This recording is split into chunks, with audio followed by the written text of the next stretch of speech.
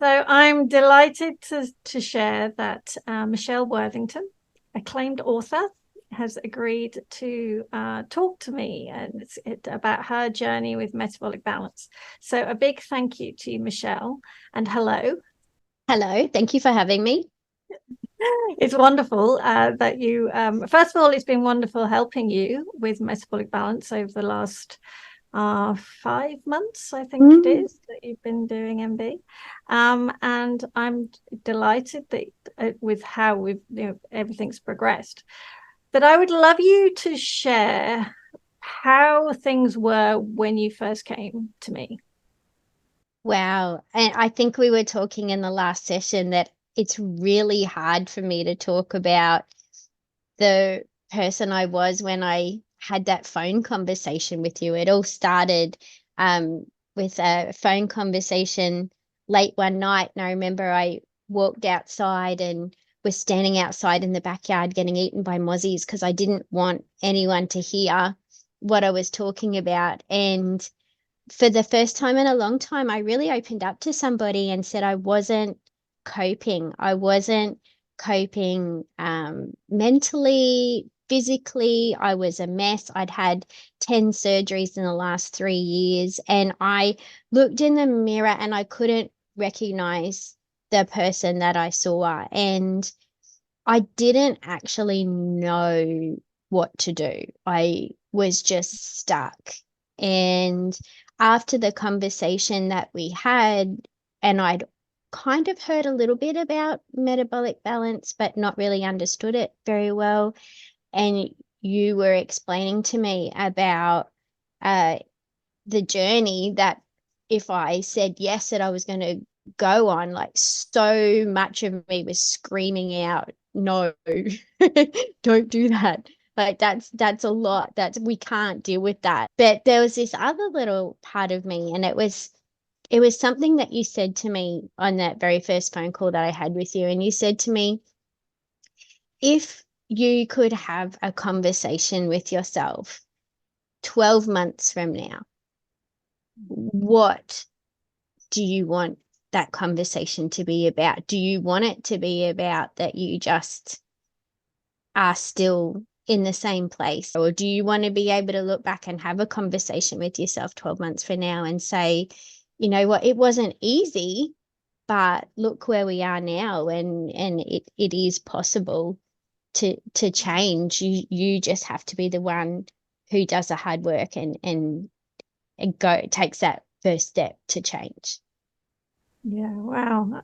It's funny how I love that you shared that because yes, I have the conversations, but I also don't always know what words have resonated sometimes. And so that's awesome to hear. Thank you.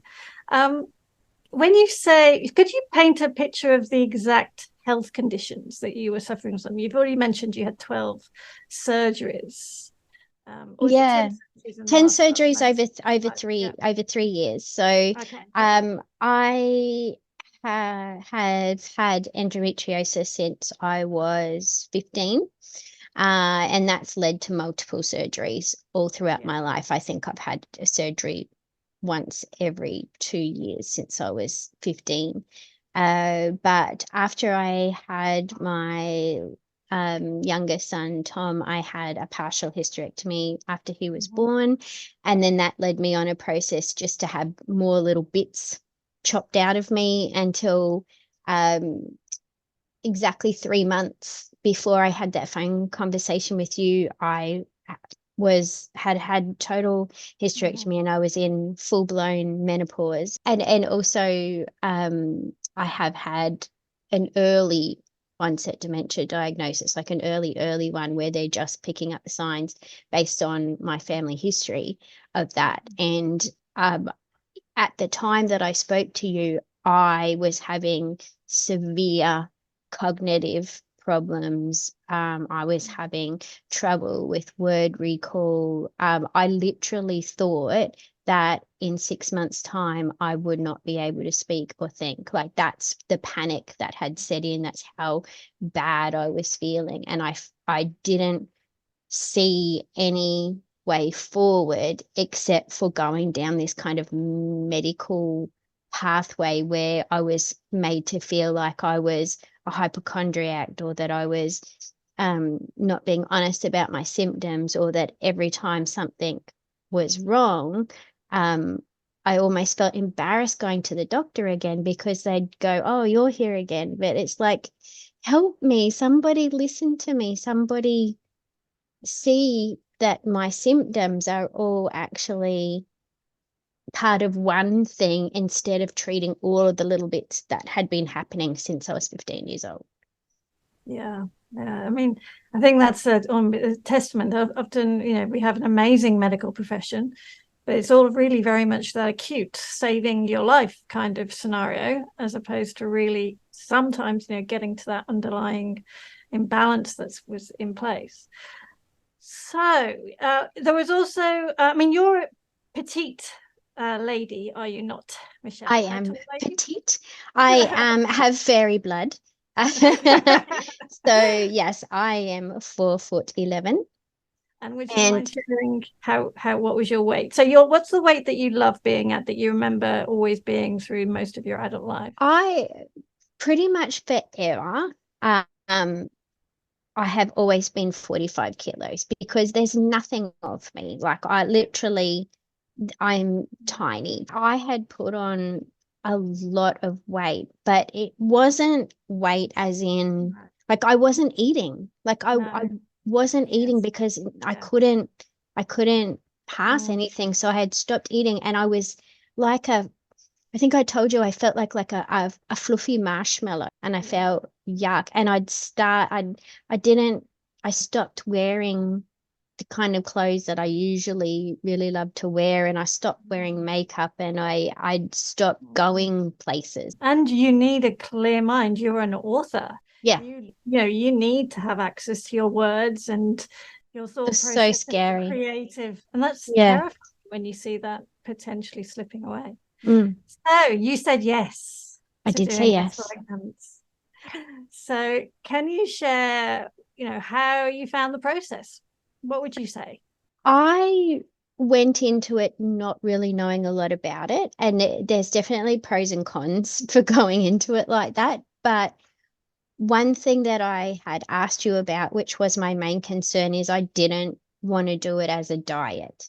So I didn't want to, losing weight for me wasn't the key. I knew it wasn't about the weight. Like, the weight was something that was happening because I wasn't looking after myself. And I had to, that. I think what I would love you to say there, or just accept, it wasn't that you weren't looking after yourself. It's just that you were in such a state of imbalance. It wasn't working.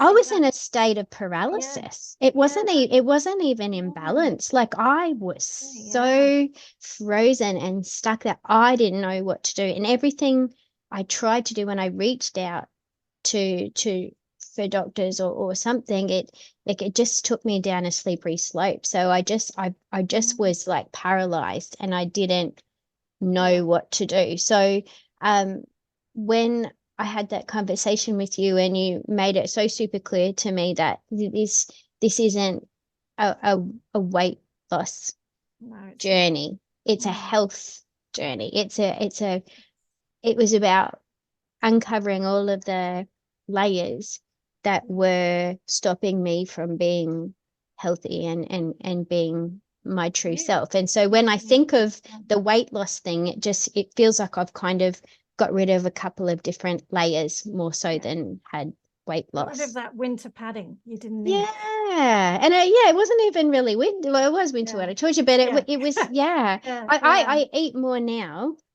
than I did then, and I've lost weight. Yes, so. Absolutely, 100%. So what did you find easy about the program? I loved the structure. Oh my gosh. My neurosparkly brain never knows what to eat. Like, so I go and I stand in front of the cupboard and I go, I'm hungry, but I don't know what I want. And having a list of like, this is what you can choose for breakfast. This is what you can choose for lunch. This is what you can choose for dinner. I was like, oh, okay, that's the food that I go and eat. And so that for me was a game changer, because I was either not eating at all because I didn't know what to eat, or I was going for the wrong foods that I didn't know they were the wrong foods, but I was just going for foods that I thought were easily digestible, or like not eating at all and like living on coffee and, eating things that were mushy because I thought that would be the solution, is just live on mushy food. I don't know. But yeah, so that for me was my favorite bit, is actually having a list of foods to eat that Yeah. didn't make me sick. And what was the first few things that you started to notice? What just kept on keeping you going? Yeah.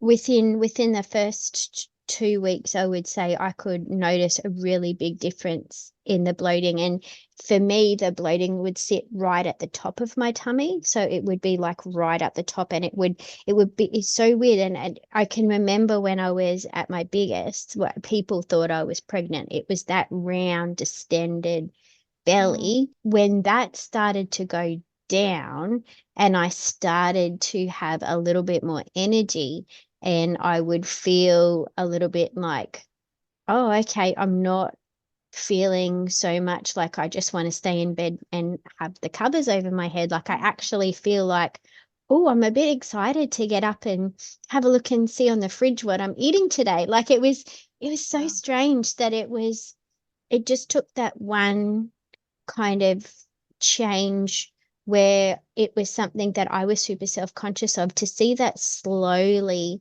be something that I could manage through. Like I did that. Like my eating and me being super, strict with what I put in my mouth, and having control over that. I did that, and I had control over it. And for the first time in a long time in my medical journey, I actually had to control over something that was happening in my body. And for me, I just went, oh, that's huge. It was lovely being able to have the skills and the tools that I have never ever had before, to be able to go, okay, well, I'm now in control of the outcome of my health, and how I feel and how I look. It's up to me now. The best thing about that is I couldn't have done it unless we had been having our catch ups, and you were like there if I message you, because I don't think I could have done it alone. Like just having somebody there and doing the weigh-ins and doing the check-ins and saying, you know what, no, that's normal, that's fine, or let's have a look and see what's happening, can we tweak it? Having that cheerleader in my corner, and I've never had that before. I've never had somebody who's come on this kind of health journey with me before. It's always just been me trying to figure stuff out myself and failing miserably. So I think a huge part of it is that you actually have a cheerleader in your corner, or at least somebody to say, you're doing good, like you're doing okay. And you get a little bit, I used to get a little bit proud, a little bit. Terry said I was doing really well today. I'm like, oh, I made her happy.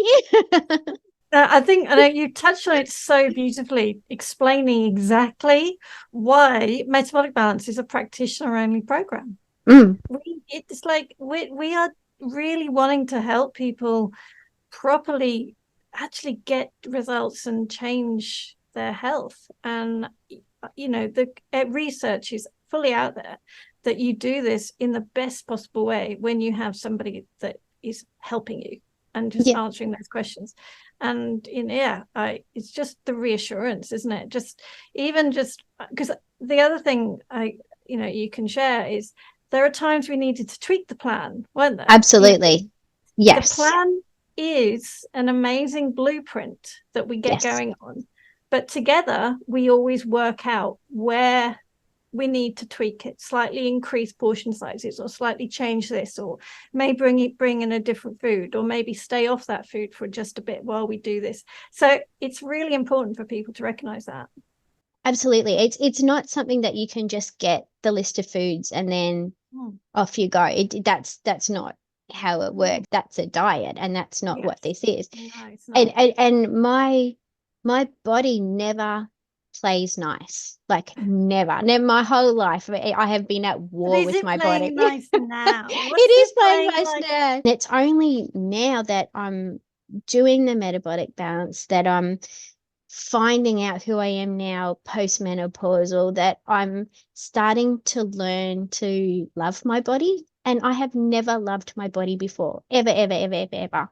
And if that is the biggest takeaway that I can get from this, like I'm so blessed, so blessed that I am now, as a 48-year-old menopausal woman, starting to love my body. Like, who does that? Who does that? And that for me has been the biggest game changer of all. Not the weight loss, not the, learning how to eat properly, learning to love the skin I'm in. That's the biggest takeaway for me. Because now, do you like we said, you said you feel like you again. Is that be fair to say? Yeah, That's I've definitely been kind, looking with kinder eyes at the person that I see in the mirror. Um, I think because I now feel like it's not my body doing stuff to me, it's me working with my body and knowing that if I am good to my body, if I fuel it, if I, make sure that it's getting enough sleep and exercise and water. And metabolic balance is a mind body health program. It's not just body, it's mind and body. And I couldn't have felt better unless we'd really talked about that mind aspect of it as well, which is usually half of our sessions have usually been us talking about mind and how the body and the mind have such a huge connection. and I find as well, and not just working with you, Michelle, but also other clients I work with, that until you really get the body back into a certain degree of health, it's hard to even start to address a lot of the mindset aspects. It's like we are a layered being of all sorts of layers that we have to slowly peel away, and then we work on the next layer. And so again, that's one of the amazing things I find with MB, that you can really get to a place that you can start to change that mindset sometimes. What would you say to somebody who is thinking of doing metabolic balance right now? I've recommended metabolic balance to so many people, and I've told them to go and research it, because one of the biggest pushbacks I get from people is that it's a fad diet, and it's not. When you're thinking about starting something like this, you need to walk into the office, meeting your practitioner, answering the questionnaires, and having conversations that are truthful and authentic and sometimes painful and embarrassing. But unless you do that, unless you're at a point where you're ready to be super vulnerable and open up to somebody who can actually help you, and they don't do it for you, but they can give you the tools that you need to make real and lasting change, then, that's got to be something that is worth having a conversation about. If you look at the research and you talk to people who've done the program, it works. If you take ownership and you make a real and honest choice from the day that you sign up to love yourself a little bit more. Wonderful. Thank you. That's and you just summed it up beautifully. MB is not a diet. We teach people how to fuel their bodies, nourish themselves, and we almost sit back and see what their body does with that. And so if you were, just to sum up what you are seeing in the future now for yourself, that's different, what's your future now, do you think, that you are looking forward to? I'm just really looking forward to embracing this person who I'm becoming, and feeling confident that anywhere I go in the world, I know that I can take my metabolic balance knowledge of what to eat so I won't feel sick and yucky while I'm away. Like I'm excited for the future, because now I feel like I have a little bit more control over myself and not feeling like I'm reacting to the world. I feel a little bit more like I'm going to be, changing the world, hopefully for the better. It's amazing. Thank you so much for sharing with us, Michelle. It's been wonderful supporting you. I have loved watching you blossom, come out of that shell. I can't wait to see what you achieve in the future as well, because that's, I think it's just amazing what now the future could hold for you. And yeah, it's been an absolute pleasure. Oh, I couldn't have done it without you, honestly. The way that you held me accountable, but at the same time lifted me up and encouraged me, and you know, having someone just be there as a support. As women, we don't get that a lot. I don't think, like, it was just really nice to have another woman that I would be able to go to and just go, this is how I'm feeling, you know, give me options, what I do, tweaking things, and listening to me without judgment. And that was one of the most beautiful things. I think the gift that you gave me was very much that you would listen and not judge where I was or what was happening. And very much that metabolic balance gave me the tools to feel better, but you, Cherry, are the one who saved my life. So thank you for that. Oh, wow. Thank you. That's so gorgeous of you. So thank you. Thank you. Thank you. Thank you. I think this has been so valuable for people here, because this is the real stories. It's about real people, real stories, and taking that, like you say, that ownership and making things different. Yeah. Love it. Thank you, Michelle. Thank you.